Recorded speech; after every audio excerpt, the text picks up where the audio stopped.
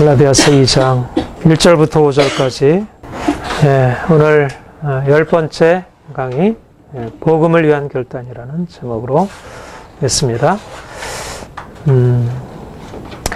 사도 바울이 이제 다메섹 도상에서 주님을 만나게 되고 거기서 아들의 계시, 하나님께서 그에게 아들을 계시하셨다, 그렇게 말씀하셨습니다. 그런데 그가 그 계시를 받은 이후에 그가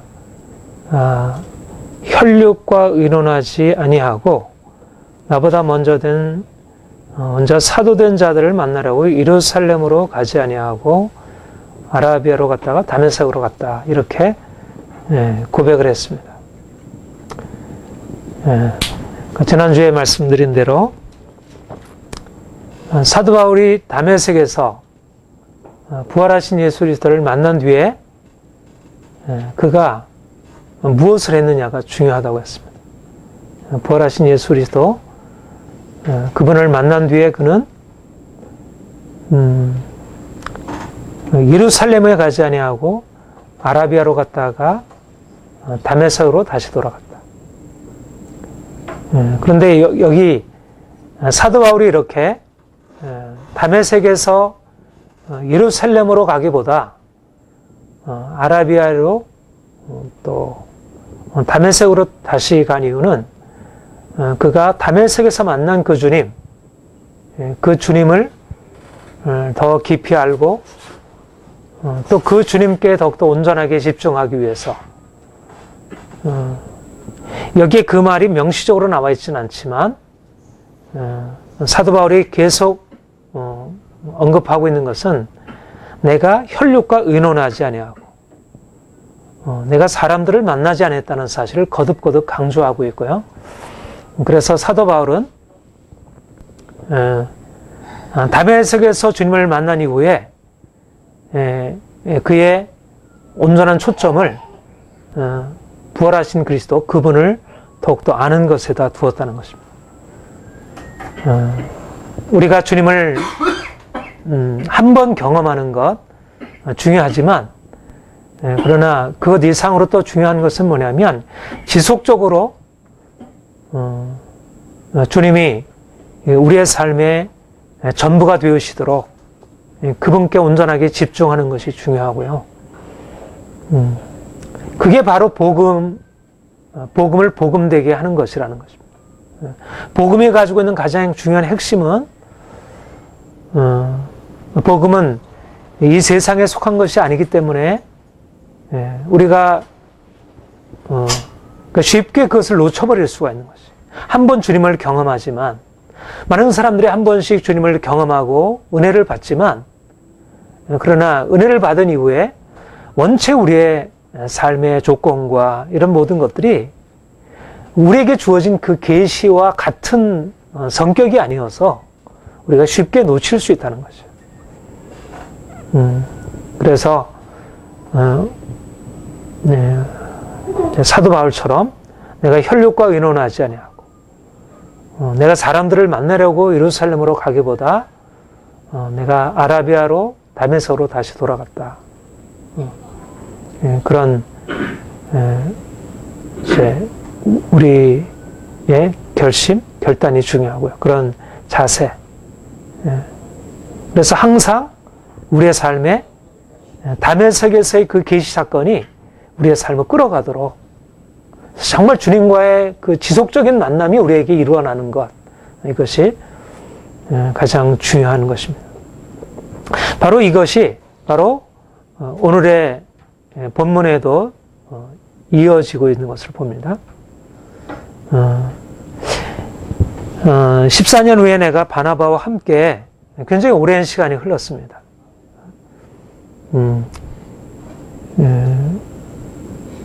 14년 후에 내가 바나바와 함께 디도를 데리고 다시 예루살렘으로 갔노니, 그가 3년 만에 예루살렘으로 올라가서 잠깐 베드로와 야고보를 만나게 되었다고 하고요. 다시 14년 후에 바나바와 함께 디도를 데리고 예루살렘으로 올라갔다고 했습니다. 근데 이번에 올라간 이유는 뭐냐면 계시를 인하여 올라가 내가 이방인 가운데 전파하는 복음을 저희에게 제출하였다.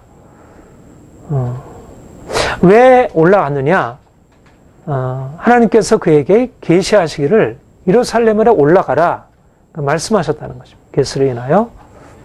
그래서 예루살렘에 있는 그 사도들, 베드로나 야고보 같은 사도들에게 자신이 이방인들에게 전하는 그 복음을 그들에게 알려주고 제출하였다 이렇게 말하고 있습니다. 그런데 그렇게 한 이유는 뭐냐면 내가 다름질하는 것이나 내가 유명한 자들에게 사사로야 한 것은 내가 다름질하는 것이나 다름질하는 것이 헛되지 않게 하려 함이라.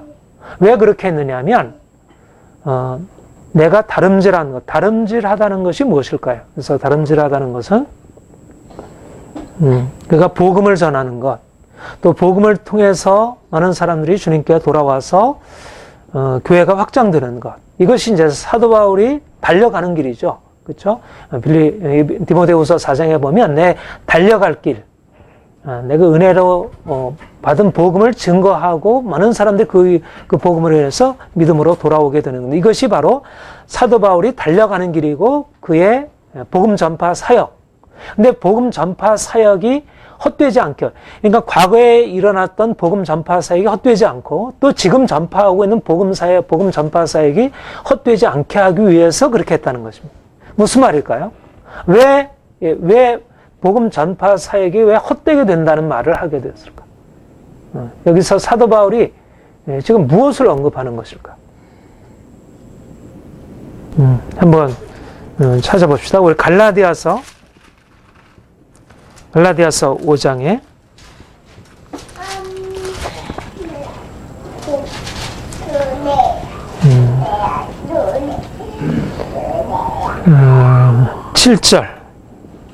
7절 같이 읽어볼까요? 시작.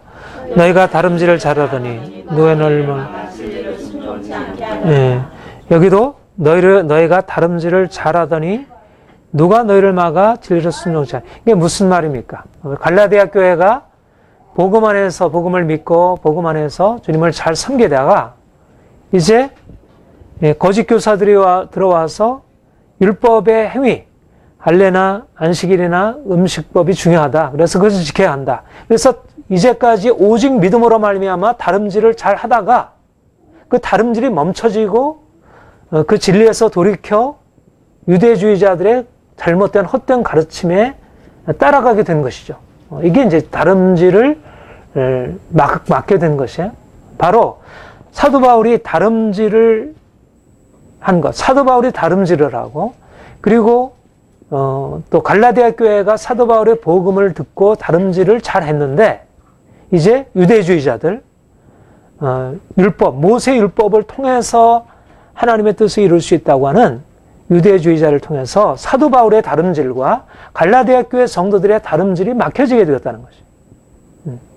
그러니까 바로 이 갈라디아 2장 2절에서 나오는 내가 다름질한 것이나 다름질하는 것이 헛되지 않게 하기 위해서라는 말은 이미 갈라디아 교회에 이 문제가 등장하기 전에 사실상 많은 이런 복음에 대한 강력한 많은 저항들과 문제들이 있었다는 것을 보여주는 것이에요.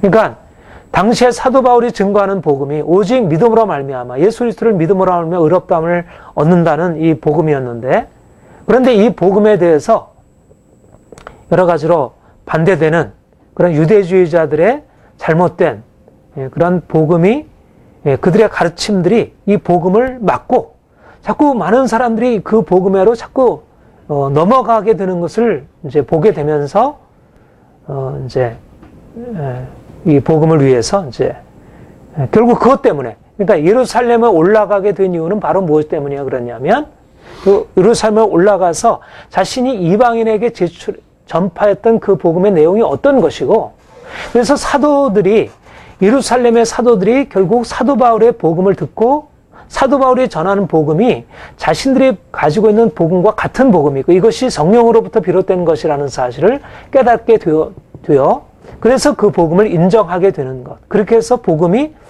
잘못된 가르침으로부터 보호받는 것. 이것을 위해서 사도 바울이 올라갔다 그렇게 말하는 것입니다. 무슨 말인지 이해가 되겠죠? 그런데 그 얘기를 이제 하기 전에요. 이제 2절에 보면 계시를 인하여 올라갔다 이렇게 얘기를 했습니다. 바울이 이렇게 예루살렘으로 올라간 이유는 성령께서 그에게 계시하셨기 때문에 올라가게 되었다는 것이에요.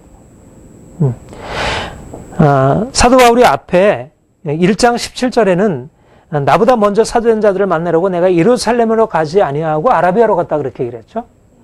그리고 18절에 3년 후에 예루살렘에 잠깐 갔었다 이렇게 말씀하고 그 다음에 14년 후에 예루살렘에 다시 올라갔다 그렇게 얘기를 하고 있어요.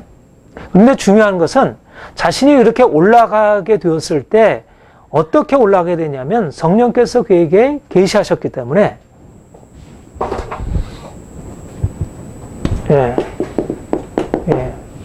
사도 바울이 예루살렘에 가게 된 것은 성령으로 말미암는 계시 때문이라 그렇게 말하고 있습니다. 우리 지난주에 말씀드린 대로 16절 17절 우리 다시 한번 보겠습니다. 시작. 그 아들을 이방에 전하기 위하여 그를 내 속에 나타내실 기뻐하실 때 내가 그 혈육과 의논하지 아니하고 또 나보다 먼저 사도된 자들을 만나라고 예루살렘으로 가지 아니하고 오직 아라비아로 갔다가 다시 다메섹으로 1장 17절에 사도된 자들을 만나려고 예루살렘으로 가지 아니했다 이렇게 얘기했죠. 그렇죠? 그러니까 예루살렘에 가는 목적은 사도들을 만나기 위함인데 사도를 만나려고 예루살렘으로 가지 아니했다고 말했습니다. 왜 그러냐면 사도 바울이 예루살렘으로 가지 않은 목적은 뭐냐면 사도들 예루살렘의 사도들을 만나기 위해서 예루살렘으로 가지 않은 목적은 바로 그 계시 때문에 하나님께서 그에게 다메섹에서 그에게 계시하셨는데 그의 계시가 사도 바울을 예루살렘으로 가는 것을 막았다는 것입니다. 계시를 받은 물론 여기에 성령께서 그에게 가지 말라 말씀한 것은 아니었지만 그가 받은 계시가 그로 하여금 예루살렘에 가는 것보다 그가 사람들을 만나려고 예루살렘에 가는 것보다 예루살렘에 가는 의미는 결국 예루살렘에 가서 사람들을 만나는 혈육을 의지하는 그런 개념을 가지고 있기 때문에 그가 혈육을 의지하지 않고 그 계시를 위하여 성령께서 그에게 비춰주신 그 영광의 그리스도 그 영광의 하나님을 그가 알고 그것에 집중하기 위해서 예루살렘을 가지 않기로 결정했다는 것이죠. 계시 때문에. 그런데 지금 다시 예루살렘으로 가도록 그러니까 사도 바울이 계시 때문에 예루살렘으로 가는 것을 가지 않기로 결정을 했는데 이제 계시로 인해서 예루살렘으로 가도록 성령께서 그에게 계시하시기를 이르지 예루살렘으로 나아가라 이렇게 말씀하신 것입니다.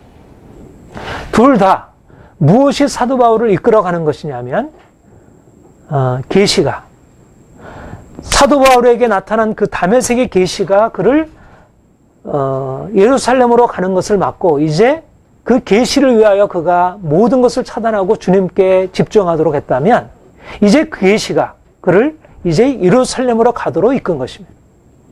중요한 것은 무엇이냐면 계시가 그를 이끌고 나아간다는 거죠. 계시가. 그러니까 성령께서 그에게 그 하나님의 영광, 예수 그리스도의 부활하신 그 영광의 그리스도를 계시하셔서 그로 하여금 이제 그 하나님의 영광을 향해서 이제 오르게 하고 그리고 이제 성령께서 14년 후에 비로소 그에게 예루살렘으로 가도록 이끄신 것입니다. 중요한 것은 뭐냐면 성령께서 그를 이끌어 가시는 것에 따라서 순종하고 나가는 것입니다. 그러니까 우리가 주님을 만난 뒤에 우리의 초점은 예루살렘에 가느냐, 예루살렘에 가지 않느냐가 중요한 것이 아니고 성령께서 우리에게 비춰주시는 그 계시가 우리를 어디로 이끌고 가는가, 또 그 계시를 우리에게 말씀하시는 성령께서 우리에게 어디로 가도록 말씀하시는가.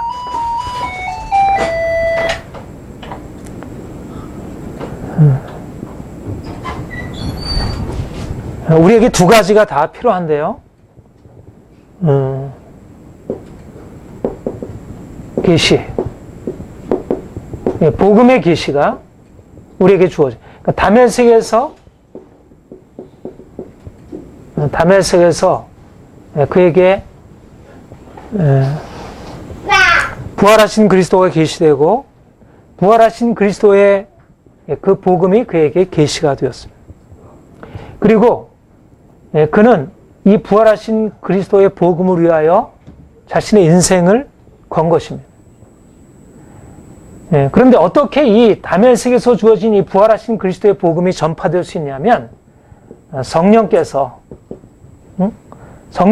계시하시기를 구체적으로 이렇게 네가 이 복음을 위하여 이렇게 움직여라, 이렇게 행동하라, 성령께서 말씀하시는 거예요. 다시 말하면 우리에게 하나님이 누구신지, 예수 그리스도가 누구신지, 우리의 구원이 무엇인지를 성령께서 우리에게 비추셔서 알게 하시고, 그리고 비추신 그 말씀을 가지고 우리가 어떻게 행하도록, 우리가 무엇을 해야 할지, 누구를 만나야 할지, 누구를 만나지 말아야 할지, 어디로 행해야 할지, 이런 것에 대해서 성령께서 우리에게 계시하시고 말씀하시는, 이것이 바로 이제 성령의 인도하심이죠.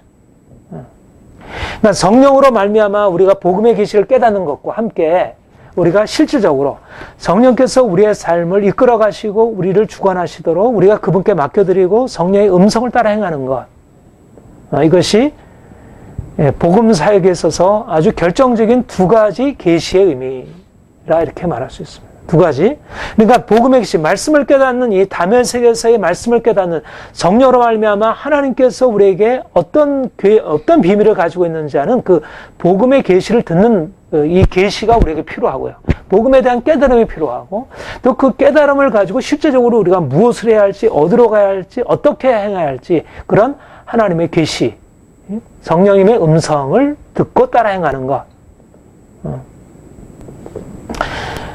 저는 이제 교회를 이렇게 개척하고 이제 이루어가면서 이 두 가지 계시가 굉장히 우리의 사역과 신앙에 있어서 굉장히 중요하다는 사실을 정말 많이 깨닫게 됩니다.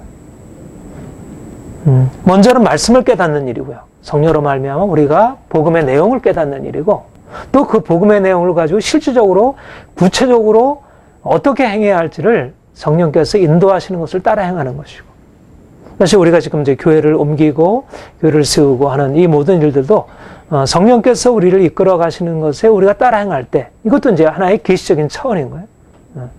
우리가 보통 어떤 예언적인 그런, 우리가 성령의 음성 듣고 행하는 것, 우리가 말씀의 원리가 없으면 성령의 음성 듣고 행한다는 것이 때때로 우리의 주관적인 생각에 영향을 많이 받을 수가 있고요. 말씀의 원리를 깨닫는 이 계시적인 차원이 열려야 하고, 그리고 그것과 함께 성령께서 우리의 말씀을, 원리를 가지고 실제로 어떻게 행하도록 우리에게 둘 다 계시로 말씀하고 있어요. 그렇죠? 16절에도, 1장 16절에도 그 아들을 이방에 전하기 위하여 그를 내 속에 계시하시기를 기뻐하셨을 때, 이때도 계시라 말씀하셨고, 그 다음에 2장 2절에 계시를 인하여 올라갔을 때, 여기에는 계시라는 말은 구체적인 어떤 이렇게 해라, 어떤 예언적인 하나님의 음성, 성령의 음성이고 가르침이라 이렇게 말씀할 수 있겠죠. 그러니까 우리가 이런 면에서 이제 어떤 정말 그 복음의 비밀을 계시받는 영적인 우리의 영안이 열려서 우리가 그 복음의 그 놀라운 차원이 우리에게 열리고 거기에 대해서 반응하는 것이 중요하고요. 그리고 또 다른 하나는 우리가 그 말씀을 따라 행할 때 그 말씀을 어떻게 전가할까? 그러니까 그 내용뿐만 아니라 어떻게도 성령께서 우리에게 비추시고 인도하셔야 된다는 거죠. 성령께서 우리를 비추시고 인도하셔야 그 계시가 온전하게 그분의 방식으로 드러나는 것입니다. 근데 우리가 복음에 대해서 알고 있지만 성령님이 우리를 이끌어 가시는 것을 제대로 깨닫지 못하게 되면 전파를, 그 복음을 들어야 할 사람들에게 적절한 시기에 다가가지 못하게 되고요. 그래서 그 부분에 있어서 이제 성령님의 음성을 듣는 것. 그래서 우리 요즘 이제 우리 교회가 어떤 성령 사역에 대해서 하나님께서 이제 열어주시고 이제 그것을 향해서 이제 받아들이는 것이 바로 구체적으로 성령께서 우리의 행할 바에 대해서 우리의 구체적으로 좀 일러주시고 그 부분에 대해서 우리의 뜻대로 우리의 주관대로 어떤 좀 보여지는 대로 행하기보다 성령님의 음성을 따라 행하는 것 굉장히 중요한 것이라고 좀. 근데 이제 이제 다시 아까 얘기했던 그 것으로 다시 돌아가서 말씀을 드리면 2장 2절 다시 한번 같이 읽겠습니다. 시작. 계시를 인하여 올라가 내가 이방인 가운데 전파하는 복음을 저에게 제출하되 유명한 자들에게 사사로한 것은 내가 다름질하는 것이나 다름질한 것이 헛되지 않게 하려 함이라. 예, 사도 바울이 예루살렘에 간 목적은 뭐냐면 바로 복음 전파 사역이 헛되지 않게 하려 함이라. 그가 예루살렘에 가지 않은 목적이 무엇이었습니까? 그가 예루살렘으로 가지 않은 목적이 뭐예요? 바로 그 계시 때문에, 그 계시를 순수하게 보존하기 위해서 사람에게 배우지 아니하고 사람에게 영향을 받지 아니하고 하나님께로부터 온 것을 하나님께로부터 온 것으로 순수하게 보존하기 위해서 복음을 위해서 그런 것입니다. 그가 예루살렘으로 가지 않은 이유는 바로 복음을 위해서 그런 것입니다. 그런데 지금 예루살렘에 간 이유가 무엇입니까? 그때는 복음을 위해서 예루살렘에 가서 사도들을 만나는 것을 자기가 하지 않기로 결정했는데 지금은 예루살렘에 가서 사도들을 만나기로 결정하고 나간 것이에요. 무엇을 위해서? 복음을 위해서. 복음 전파하는 사역이 지금 위기에 처하게 된 것입니다. 자신이 이제 하나님께로부터 받은 오직 예수 그리스도의 십자가와 그 부활의 복음을 증거해서 이제 많은 사람들이 죽게 돌아오고 이제 생명을 얻고 그들 가운데 하나님께서 역사하시고 있는데 이 복음이 위기에 처하게 된 것입니다. 그래서 사도 바울은 이 위기에 처한 복음을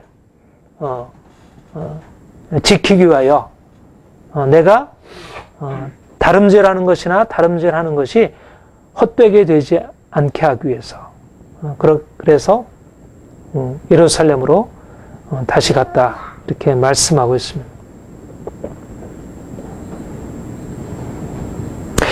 그 사도행전 한번 찾아볼까요? 이 사건이 사도행전 15장과 관련이 있다 없다 뭐 여러 가지 학설이 있는데 그러나 직접적인 관련이 있든 없든 간에 이제 사도 바울의 이 다름질하는 것이 헛되지 않게 하기 위해서라는 말씀 속에서 바로 이와 유사한 논쟁과 연관되었다 생각을 합니다. 15장 1절 같이 읽어볼까요? 시작. 어떤 사람들이 유대로부터 내려와 유대를 가르치되 너희가 모세 법대로 할례를 얻지 않으면 이 구원을 얻지 못하리라 하니 2절 시작.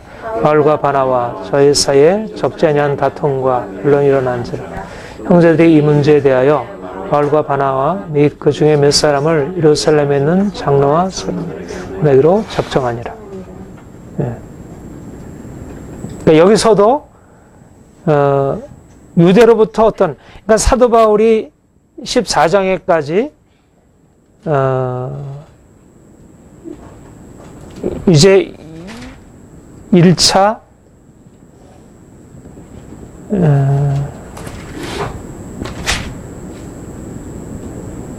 1차, 2차, 그래서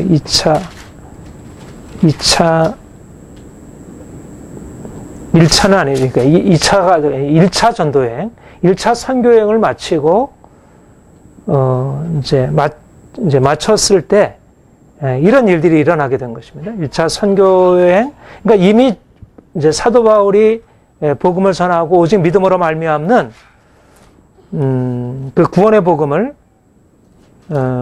자, 그 13장 한번 보세요. 13장 13장 38절 39절 한번 읽어볼까요? 시작. 그러므로 형제들아 너희가 알 것은 이 사람을 힘입어 주사함을 너희에게 전하는 것이며 또 모세율법으로 너희가 의롭다 하심을 얻지 못한 모든 일에도 이 사람을 힘입어 믿는 자마다 의롭다 하심을 얻는 이것이라. 이것이 바로 이신칭의 복음이었어요. 사도 바울이 처음부터 증거하던 복음이었는데 근데 어떤 사람들이 유대로부터 내려와서 이 복음을 위협하는 일이 있게 된 것입니다. 너희가 모세법대로 할례를 받지 아니하면 능히 구원을 얻지 못하리라. 복음을 다름질을 헛되게 하는 일이 일어난 것입니다. 그래서 이로 인해서 이제 바울과 바나바가 예루살렘에 올라가서 사도들 이제 그 유명한 공회가 열리게 되고 여기서 다시 한번 바울이 전하는 복음이 사도들에 의해서 확증을 받게 된 것입니다. 아무튼 중요한 것은 사도 바울이 이제 그 복음을 증거하고 오직 믿음으로 말미암는 이 구원의 복음의 사실들을 증거했는데 이것이 유대주의자들로 인해서 큰 공격을 받게 되었고 이것이 문제 가운데 처하게 되었고 바로 성령께서 바로 그런 상황에서 사도 바울에게 이제 예루살렘에 올라가서 내가 이방인에게 전하는 이 복음을 제출하라. 그렇게 성령께서 말씀하시고 그에게 바로 그 사명을 부여하시고 또 사도 바울이 그 복음을 위해서 나아가서 예루살렘에 가서 사도를 만나서 이 복음의 내용과 그가 당하고 있는 그 위기를 그들에게 말하게 된 것입니다. 이것이 바로 사도 바울이 예루살렘에 올라간 목적이었고요. 사도 바울이 그 복음을 그가 복음 전파하는 사역 가운데서 그 위기에 처한 끊임없이 위기에 처한 복음의 내용들을 그가 변증하고자 한 것입니다. 그러니까 중요한 게 바로 이것인 것입니다. 그러니까 왜 예루살렘에 사람을 왜 혈육과 의논하지 아니하고 왜 예루살렘으로 올라가야 했는가? 바로 이런 싸움이 기다리고 있기 때문에 그런 것입니다. 이런 싸움이. 왜 예루살렘으로 올라가지 말아야 되냐면 바로 이런 싸움이 기다리고 있는 것입니다. 말하자면 복음이라고 하는 것은 그렇게 사람들에게 그렇게 쉽게 전파되고 사람들이 그렇게 믿고 거기에 반응하는 내용들이 아니라는 것이죠. 복음이라는 것은 쉽게 변질될 수 있고 끊임없이 공격을 받는 것입니다. 그래서 예루살렘에 올라가서 전적으로 그가 하나님께로부터 주어진 그 순전한 계시를 받고 거기에 머물지 않으면 결국은 이런 공격 앞에서 그가 제대로 반응할 수 없게 되는 것이죠.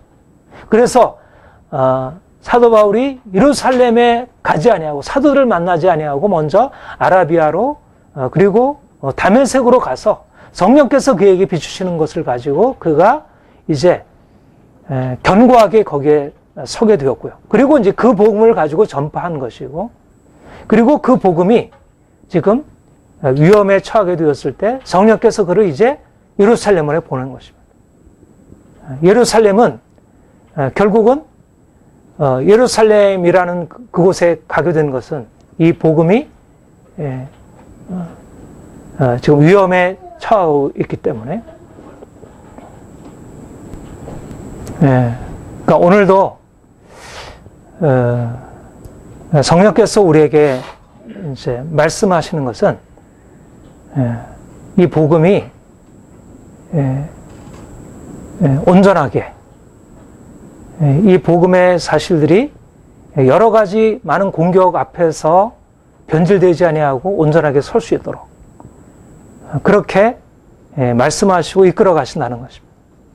그러니까 우리의 모든 초점은 무엇이냐면 주의 복음이 헛되지 않는 것, 그 복음이 온전케 되는 것. 그래서 이제 사도 바울을 성령께서 이끄신 대로 우리 또한 그렇게 행하는 것이라 이렇게 보여집니다. 그런데 이제 3절, 4절, 5절 같이 읽어보겠습니다. 시작. 그러나 나와 함께 있는 헬라인 디도라도 억지로 할례를 받게 아니하였으니 이는 가만히 들어온 거짓 형제 까닭이라. 저희가 가만히 들어온 것은 그리스도 예수 안에서 우리가 가진 자유를 엿보고 우리로 종으로 삼고자 함이로되 우리가 일시라도 복종하지 아니했으니 이는 복음의 진리로 너희 가운데 항상 있게 하려 합니다. 예. 그런데 이제 예루살렘으로 올라간 목적이 무엇이었어요? 복음이 이제 이방인 가운데서 복음이 여러 가지 공격을 받아서 이제 문제가 된 것이에요. 그래서 예루살렘에 올라가서 이제 사도들의 도움을 받고 그래서 복음을 견고하게 지키려고 한 것이에요.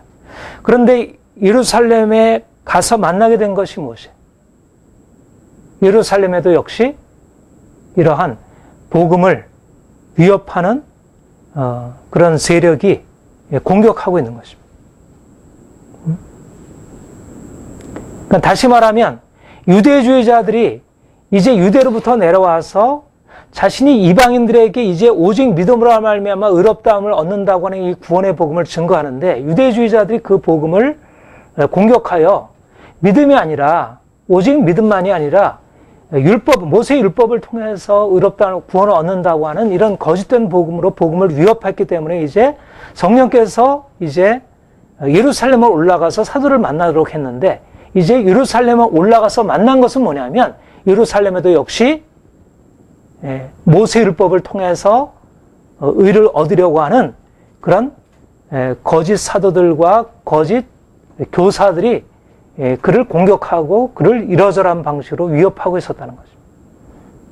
그러니까 예루살렘은 한편으로 사도 바울이 복음을 지키기 위해서 간 곳이지만 또한 그곳에서도 만나게 된 것은 복음의 대적들, 그리스도 안에서 그에게 주어진 이 사도 바울이 다메섹에서 받았고 그가 그 받은 복음을 가지고 나아가서 증거했던 그 복음을 위협하고 있는 복음의 대적들이 기다리고 있으면서 그 헬라인 디도로 하여금 억지로 할례를 받도록 그렇게 강요하려고 했다는 것입니다. 그런데 사도 바울은 그러나 나와 함께하는 디도라도 억지로 할례를 받게 하니 이는 가만히 들어온 거짓 형제가들아 저희가 가만히 들어온 것은 그리스도 예수 안에서 우리가 가진 자유를 엿보고 우리로 종을 삼고자 함이로되 우리가 일시라도 복종치 아니했으니 말하자면 사도 바울에게 있어서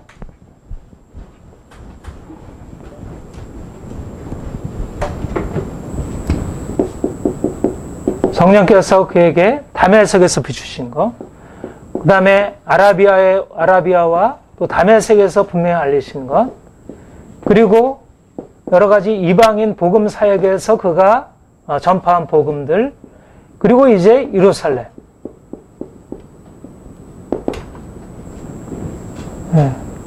다메섹에서 그에게 성령께서 나타내신 것은 이제 우리는 그리스도 안에서 자유하다. 죄로부터 자유하고 그리고 율법으로부터 자유하다는 것. 그리고 성령께서 다메섹에서 아라비아로 그를 인도하시고 이 사실을 분명히 알리시고 그래서 이 복음을 이 은혜의 복음을 이 그리스도의 은혜의 복음을 증거한 것입니다.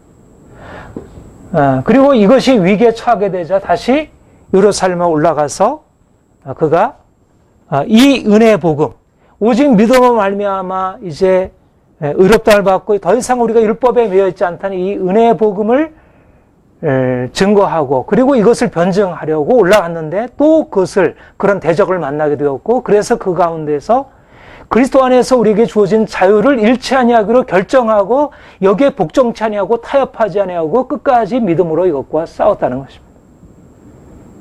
그러니까 사도 바울에게 다메섹에서 주님을 만난 이후에 그가 가고자 한 그 모든 경로는 바로 이 복음. 그가 다메섹에서 만난 그 예수 그리스도, 오직 예수 그리스도, 오직 믿음으로 말미암아 구원 얻는다는 이 복음의 사실들을 그가 붙들고 그가 끝까지 그것을 가지고 나간 것입니다. 방식은 다르지만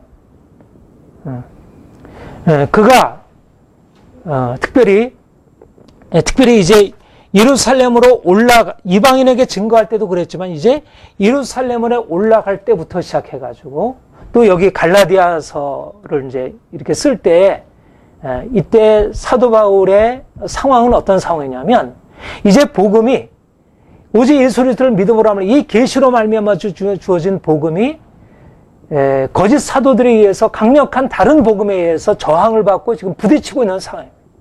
그리고 그것이 예루살렘 교회까지도 영향을 미치고 있고 우리 뒤에서 보게 되지만 베드로까지도 나중에 그런 영향을 받게 되고요. 유대주의자들로 인한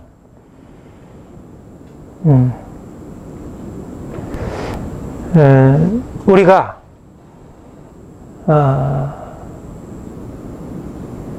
그 하나님께로부터 이 복음의 계시를 받는다는 것이 무엇을 의미하는지 사도 바울이 다메섹에서 주님을 만나게 되고 그로부터 그 놀라운 그 은혜의 복음, 그 영광의 복음을 깨닫게 되고 그가 발견한 이후에 그 인생이 어떻게 전개되는지를 통해서 우리가 가는 길이 무엇인지를 보여주는 것입니다.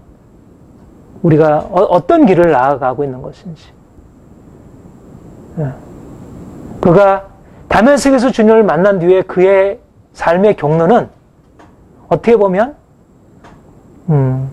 사람들과 만나지 아니하고 그가 아라비아로 다메섹으로 14년 동안 물론 이제 그 이후에 이제 복음 사역을 했지만 그는 전적으로 하나님께 집중하는 일을 하게 되고요. 그리고 그가 이제 복음 사역을 위해서 헌신하고 나아가면서 그는 여러 가지 많은 대적을 만나게 되고 그리고 계속되는 싸움의 과정 속에서 그는 부딪히게 된 것입니다. 점점 그가 만나게 된 것은 좀 더 강력한 적대 세력이 그를 기다리고 있었던 것입니다. 원래 복음이라고 하는 것이 가지고 있는 의미라고 하는 것은 바로 그런 의미를 가지고 있는 것입니다. 이것이 하나님의 것이기 때문에 하늘로부터 주어진 것이어서 그것이 우리의 삶에 놀라운 변화를 가져다 주지만 그러나 실제적으로 현실적으로 우리에게 의미하는 바는 그것이 그냥 우리에게 편안함과 안위를 주는 것이 아니고 그것이 가는 곳곳마다 그의 다름질을 헛되게 하려고 하는 수많은 대적들에 쌓이게 되고 그래서 그것을 수호하기 위해서 그가 예루살렘으로 올라갔지만 예루살렘으로서 올라가서도 만나게 되는 것은 그 안에서도 여전히 복음을 위협하고 그리스도 안에서 얻은 그 정체성과 자유를 위협하고 있는 그 적대 세력을 그가 만나게 되는 것입니다.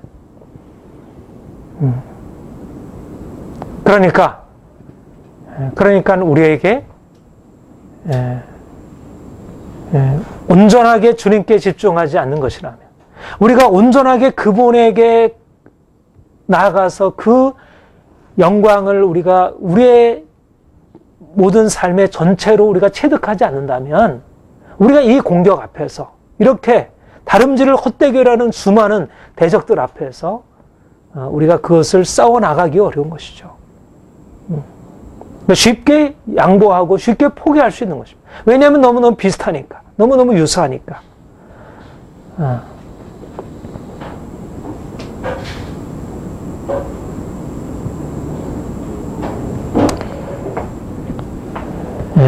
여기 보면 그러나 나와 함께는 헬라인 디도라도 억지로 할례를 받게 아니하였으니 이는 가만히 들어온 거짓 형제 까닭이라. 저희가 가만히 들어온 것은 그리스도 예수 안에 있는 우리의 자유를 엿보고 우리로 종으로 삼고자 함이되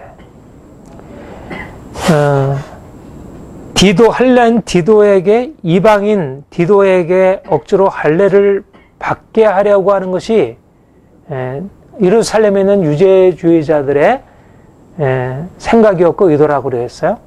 근데 사도 바울이 여기에 대해서 굉장히 강력하게 반대를 했어요.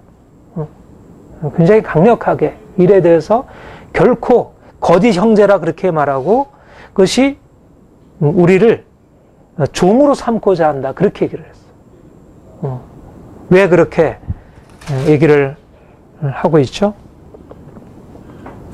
그 갈라디아서 우리 5장 한번 봅시다. 5장 1절부터 4절까지 같이 읽겠습니다. 시작. 그리스도께서 우리로 자유케 하시라고 주셨으니 그러므로 굳세게 서서 다시는 종의 멍에를 맞지 말라.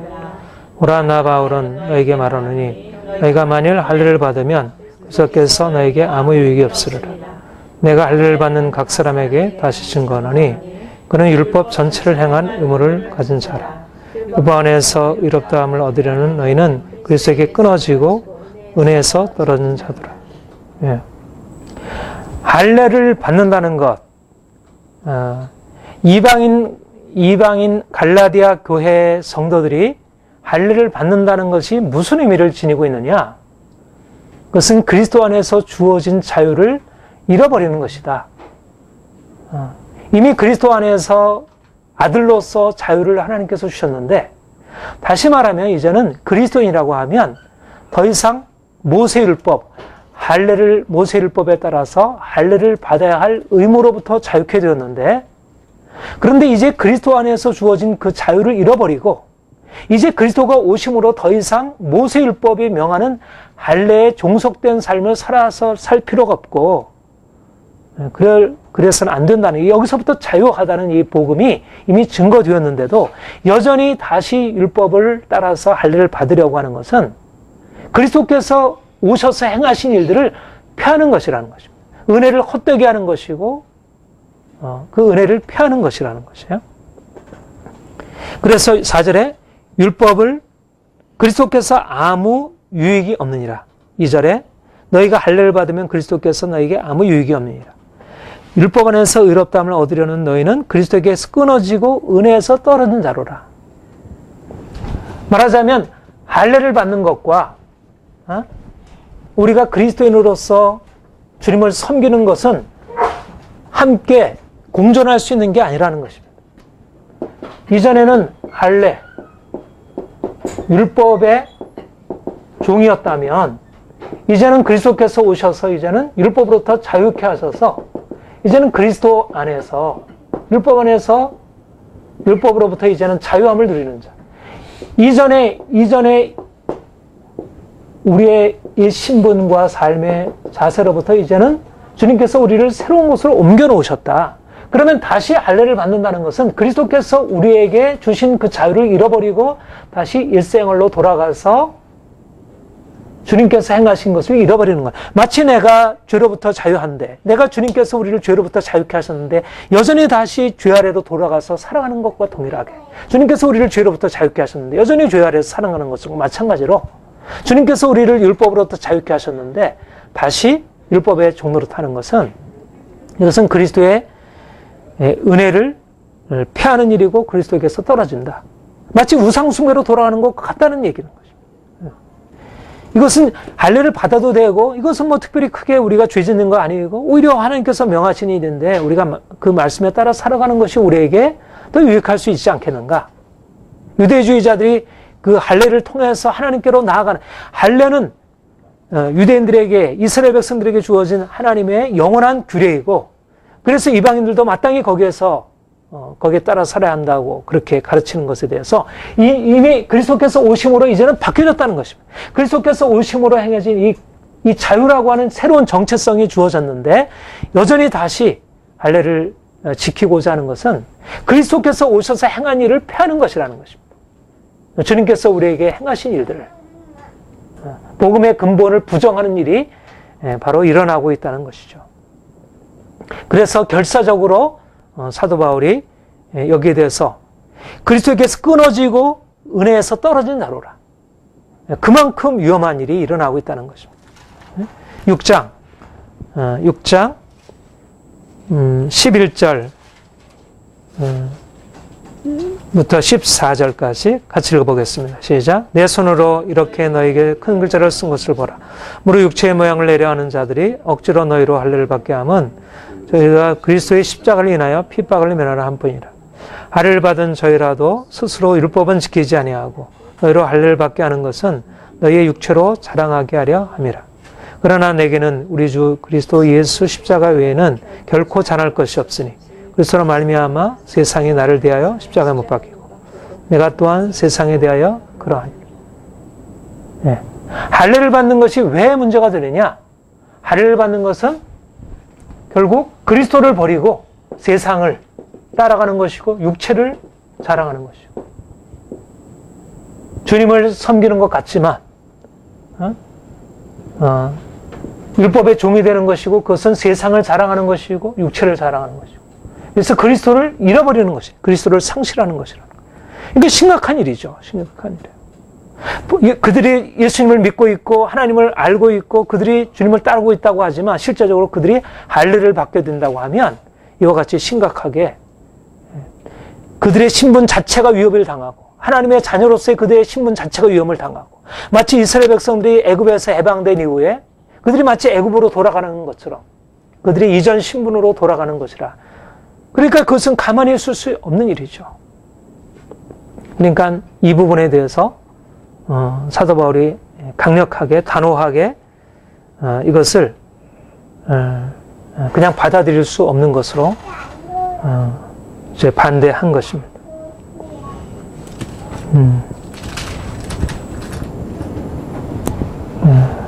그리스도 예수 안에서 우리가 가진 자유를 엿보고 우리로 종으로 삼고자 하니 우리가 일시라도 복종치 아니했으니 이는 복음의 진리로 너희 가운데 항상 있게 하려 함이라.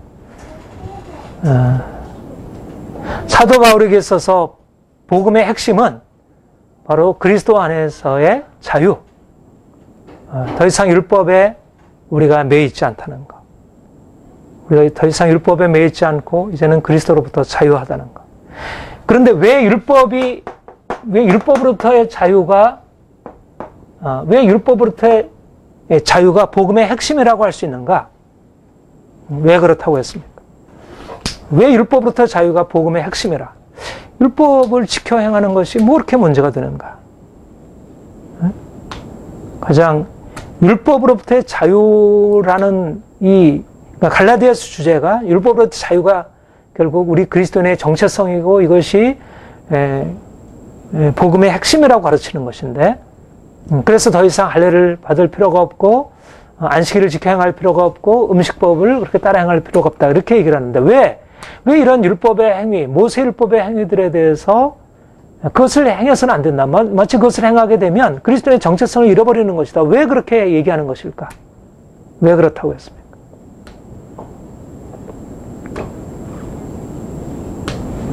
네? 핵심은 율법은 육체에 속한 것이라. 육체에 속한 것이라는 것입니다. 육체. 네. 율법은 한편으로 예수 그리스도 안에서 나타날 그 영원한 하나님의 뜻을 간접적으로 보여주지만 율법은 그 자체 영원한 하나님의 계시가 아니고 그것은 육체에 속해 있는 이 땅에 속해 있는 그래서 율법을 지켜 행하는 것으로서는 하나님의 영광을 그 안에 담을 수 없고 그리고 율법을 붙들게 되면 이제 예수 그리스도께서 나타내시고자 하는 그 하나님의 영광을 오히려 잃어버리게 되고 문제는 뭐냐면 할례 그 자체가 악한 것은 아니지만 할례를 붙들게 되면 육체를 가지고 하나님의 영광을 대신하게 된다는 것입니다. 그들이 할례를 강조하고 할례를 억지로 밟게 했다고 하는 것은 뭐냐면 육체에 속한 할례가 마치 하나님에게 속한 것이냐 그렇게 너무나 크게 올려지고 높여지는 것이.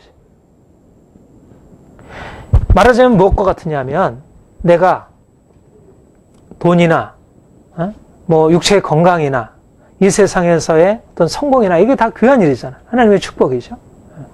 근데 내가 하나님이 받은 축복이라고 해서 내가 돈을 내가 가장 귀한 것으로 여기고 그것을 돈을 추구하면 어떻게 되겠습니까? 그것은 하나님을 잃어버리게 되고 하나님을 대적하는 것이 되죠. 그게 우상이 되면 돈 그 자체는 하나님께서 주신 축복일 수 있지만 돈이 우리 인생의 목적이 되고 그것을 위해서 우리 인생을 건다고 하면 그것은 우상이 되고 하나님을 대적하는 것이 되잖아요. 그런 의미에서 육체라는 것입니다. 육체. 그러니까 결국은 할례를 받고자 하는 사람들 또 할례를 강요하는 사람들의 생각은 뭐였냐면 그들이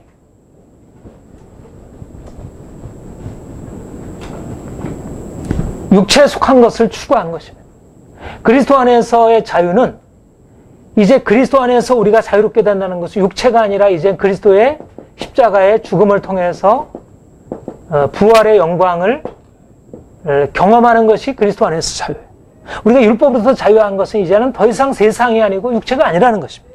이 세상에 보이는 것이 아니고 하나님의 영광이고 우리가 그 부활의 영광의 주님 그 생명을 경험하는 것이에요.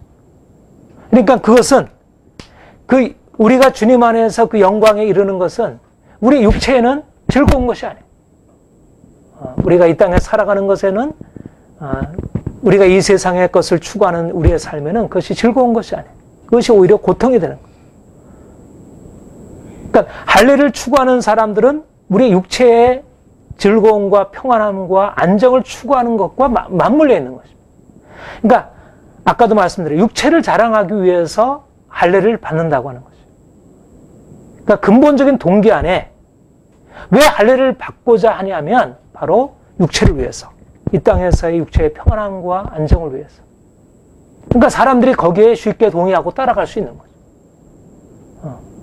왜 많은 사람들이 그 복음을 듣고서도 왜 그리로 다시 돌아가게 되냐면 그 할례라고 하는 것은 육체에 속한 것이기 때문에 결국은 육체에 속한 것이 사람들에게 더 다가갔고 그것이 즐겁게 받아들여지는 거예요. 그것은 큰 부담이 아니에요. 할례는 힘든 거예요.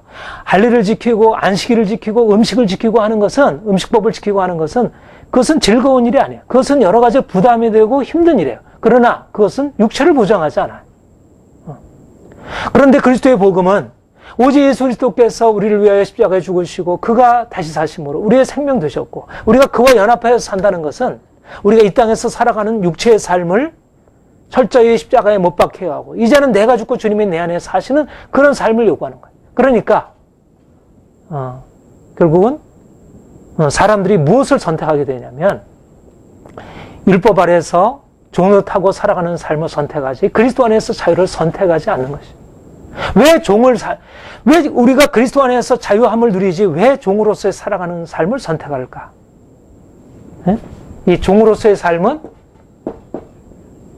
우리가 육체의 생명을 보존하는 것이. 우리가 그리스도 안에서의 자유로서의 삶은 그리스도의 삶은 이제 우리가 그리스도의 죽음에 참여하고 그래서 영원한 생명에 이르는 것이. 그러니까 율법을 따라서 사람들이 살아가려고 할 때 바로 율법 안에서 주어지는 그 안정함, 삶의 평안함과 만족이 있는 거예요. 그거는 기본적으로 사람들에게 보편적으로 설득력을 가지고 있는 것입니다. 그러니까 율법을 지켜라라고 하는 말은 상당히 설득력을 가지고 있는 거예요. 그러니까 쉽게 사람들이 그 아래로 복종하기 쉽고요. 쉽게 그 말에 쉽게 넘어갈 수 있는 거죠. 바로 이것이 우리가 복음을 깨닫고 복음 안에서 살고 또 복음을 위해서 살아가는 우리의 삶에서 우리가 이해해야 할 중요한 논리입니다. 우리가 복음에 따라 산다는 것은 그리스도 안에서의 그 자유를 끝까지 유지하기를 원하는 거죠. 그리스도 안에서 자유진 우리의 자유를 우리가 포기하지 않으려고 일시라도 복종치 아니하고 우리가 복음 진리로 항상 있게 하기 위해서 행하는 거예요. 그런데 이 자유를 지킨다고 하는 것은 죽음을 통해서만 주어지는 것입니다. 죽음을 통해서. 우리 5장 갈라디아서 5장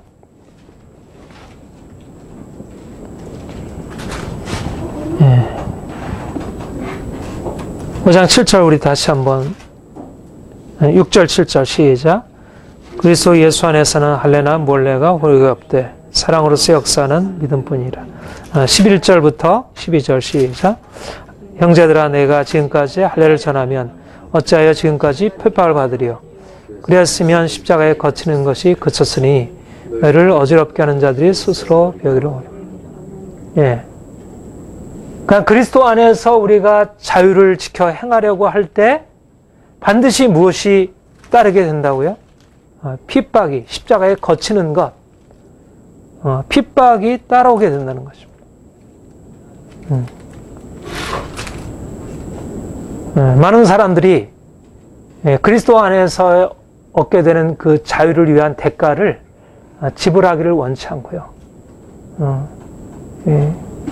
쉽게 율법의 종로로 타는 것을 선택합니다. 그래서 우리가 복음을 따라 행하는 길이 쉽지가 않은 것이에요. 거듭거듭 우리가 성령의 음성에 순종하지 않고 우리가 그분에게 우리가 집중하지 않으면 우리가 현실 가운데서 부딪히게 되는 이런 끊임없이 복음을 희석시키고 약화시키려고 하는 이런 세력 앞에서 우리가 쉽게 양보하게 되고 타협하게 되고 거기 앞에 복종하게 되고 그래서 진리가 우리에게 계속 머물 수 없게 됩니다. 그러니까 사도 바울의 일생이 바로 그런 일생이었고 우리가 가는 일생이 그런 것입니다. 우리가 복음 진리를 따라 행한다는 것은 이런 싸움 한복판에 계속 서 있다는 것이죠. 성령께서 우리에게 비추시는 것이 바로 이 세상의 육체에 속한 무엇이 아니라 하늘에 속한 것을 우리에게 말씀하기 때문에 이 하늘에 속한 영광과 그 빛을 말씀하니까 결국은 육체에 속한 사람들에게 이것이 거침이 되고요, 부딪힘이 되고 그래서 우리가 날마다 다메섹에 머물 이유가 바로 이것입니다. 우리가 예루살렘으로 돌아가기 앞서서 예루살렘에 가서 사람을 만나기 위한 것은 사람들과 함께해서 우리의 무언가를 우리 자신을 얻으려함이 아니고 바로 그 예루살렘에도 가득해 있는 이런 복음의 적대 세력을 우리가 뚫고 나가기 위한 거예요.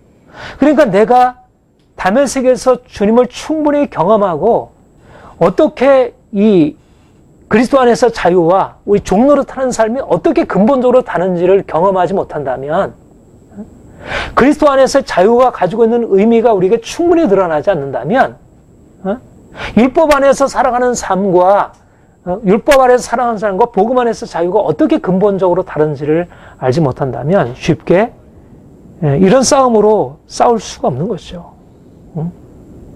그 상황에서 쉽게 그냥 포기할 수밖에 없는 거죠. 저는 오늘날 우리 복음에 처해 있는 상황이 바로 이런 율법의 종노릇하는 율법의 행위, 육체에 속한 율법의 행위들에 너무나 크게 사로잡혀 있다는 생각을 합니다. 정말 그리스도의 복음, 이 세상에 속한 것이 아닌 우리의 육체의 평안함과 만족을 위해서 존재하는 것이 아닌 정말 그리스도의 영광, 그 죽음을 통한 그 영광의 자리에 우리를 이끌어 가시려고 하는 그 복음의 내용이 육체의 것으로 이 세상에서의 평안과 만족과 그것을 위해서 존재하는 많은 율법들과 그것을 마치 그냥 보존해주고 그것을 지원해주고 거기에 함께 조화를 이루는 것처럼 그렇게 사람들이 생각하고 있는 것이죠. 우리가 지금 세상 안으로 들어가려고 합니다. 하나님께서 우리에게 교회 건물을 주시고 세상 안으로 들어가려고 합니다. 그런데 우리가 사람을 만나려고 많은 사람들을 만나려고 하는 이유가 무엇인가? 그것은 사람들에게 바로 이 복음에 가지고 있는 이 그리스도 안에서의 자유라고 하는, 다시 말하면 우리가 알고 있는 것과는 다른 차원의 것이 존재한다는 것. 복음은 우리에게 무엇을 말하냐면 우리가 이 세상에서 평안함과 안정을 누리는 것과는 다른 차원의 이 사실이 존재하고 있다는 것. 그리고 그것을 위해서라면 우리가 이 세상에 있는 모든 것을 기꺼이 내려놓고 주님을 따라가야 한다는 것을 복음이 말하고 있는 거예요. 그리고 이 복음은 현재 우리의 많은 대부분의 사람들에게 있어서 크게 거치는 것으로 여겨지고 있다는 것입니다. 십자가에 거치는 것으로. 사람들이 원하는 것은 대부분의 평안한 삶, 행복한 삶, 안정된 삶, 그것을 사람들은 원하고 있고. 근데 그렇게 해서 얻은 삶이 무엇이냐? 그러면 그런 삶이 주어지냐? 그렇지 않다는 것이죠. 우리가 지향하는 것은, 우리가 이제 교회 이름을 이제 샬롬 누리로 하자고 그렇게 이제 얘기를 하고 있는데, 우리가 지향하는 것은 우리의 삶의 평화, 정말 진정한 삶의 평안함, 마음의 평화, 또 관계의 평화, 삶의 모든 것에 행복과 번영을 그 안에 담고 있습니다. 그런데 설사 그것이 우리에게 주어진다 하더라도 이것은 그냥 육체의 것을 보존하는 이런 차원의 것이 아니라는 것입니다. 율법 아래에서 우리가 율법을 따라 행함으로 얻는 육체의 생명을 보존하고 여기 안에서 행복을 누리는 이런 차원이 아니고, 율법 아래에서 얻는 이런 차원이 아니라 그리스도의 죽음을 통하여, 그의 십자가의 죽음을 통해서 우리에게 주어지는 샬롬이고, 또 이 샬롬이 궁극적으로 지속적으로 그 하늘 영광을 지향하는 것이고, 우리가 이 땅에서 샬롬을 얻는다고 할지라도 우리의 지향은 이 세상에서의 육체의 평안함과 안정이 아니고, 우리는 그리스도 안에서 그리스도께서 도달하신 그 하늘 영광으로 우리가 나아가는 것입니다. 그러니까 근본적으로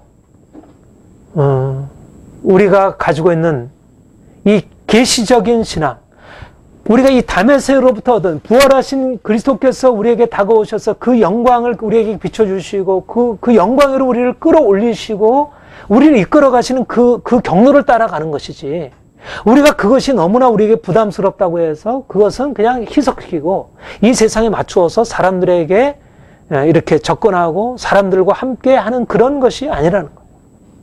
그래서 우리에게는 다메섹의 경험이 지속적으로 필요하고, 또 다메섹의 경험을 우리에게 지속하게 하시는 그런 성령님의 음성과 성령님의 이끄심이 필요하고, 성령의 능력이 필요하고, 이건 인간적으로 할 수 있는 게 아닌 거예요. 성령께서 우리에게 오셔서 우리로 하여금 그 영광을 계속해서 우리에게 말씀하시고, 또 그 영광을 이 땅에 이렇게 실현하게 할 수 있는 그런 능력을 우리에게 부여하시고, 이것이 바로 성령의 역사이고, 오늘날 우리가 복음으로 살아가는 것은 결코 평안한 것이 아니고요. 그냥 모든 것이 자연스러운 것이 아닙니다. 계속되는 영적인 싸움이고요.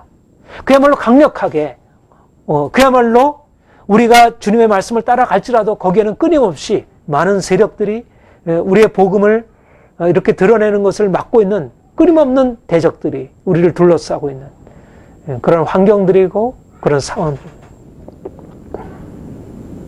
바로 그 싸움을 싸워가면서 우리 안에 주님께서 우리에게 주셨던 그 생명이 온전하게 드러나는 거예요. 왜냐하면 이 생명은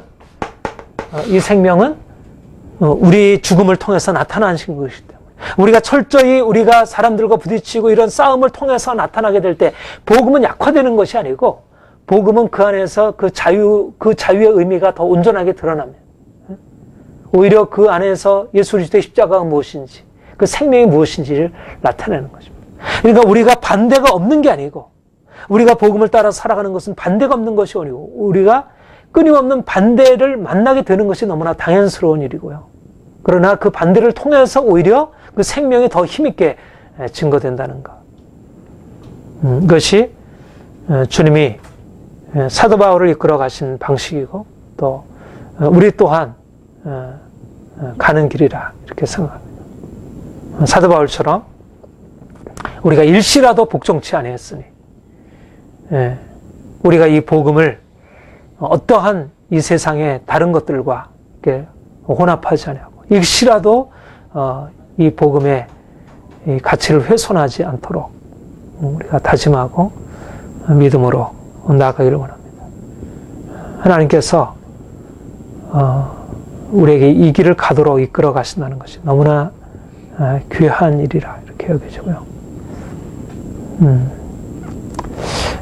좀 더 단호한 자세를 가지고, 단호한 자세를 가지고 있다는 것이 결코 우리를 경직시키거나 우리를 위축시키지 않고요. 오히려 이것 때문에 오히려 우리가 이 세상을 향해서 힘있게 들어갈 수 있는 것입니다. 분명한 사실은 뭐냐면, 육체는 원래 깨어지도록 마련되어 있는 것이고, 그리고 성령께서는 우리를 십자가의 그 죽음에 동참하게 하셔서 그 싸움에 동참하게 하셔서 우리를 더 강력한 힘으로 우리를 이끌어 세워주시고 그래서 그 영광을 나타내는 것입니다. 그리고 이 땅에 그래서 정말 아름다운 역사들이 일어날 수 있는 것이고. 자, 함께 기도하겠습니다.